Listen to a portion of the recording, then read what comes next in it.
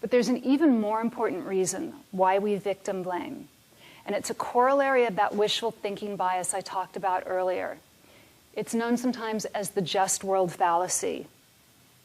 And I have to go back to saying, you know, we're hardwired to prefer feeling good. So let me give you an example that just has nothing to do with sexual assault.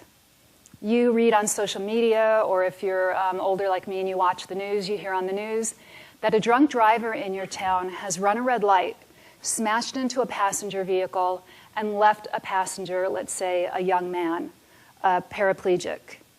And we feel so terrible for this young man who's lost the use of his legs and may never walk again, right?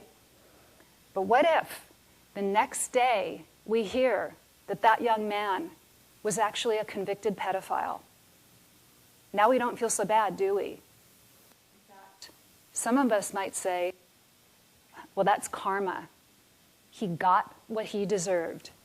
Even though there's no logical connection between being a pedophile and getting into a car accident. And we know that bad things happen to good people.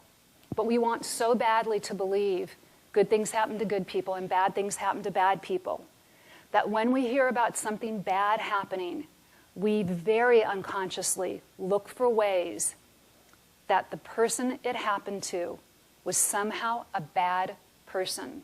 So if we can't find something that that victim did wrong, we will look for ways that we just don't like the person.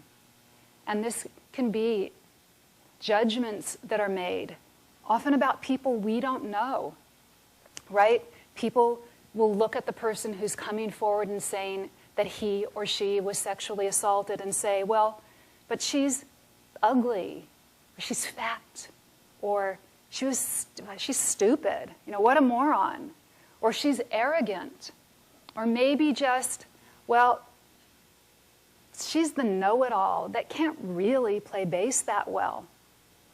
We just don't like her. And now we don't feel quite as bad about what happened.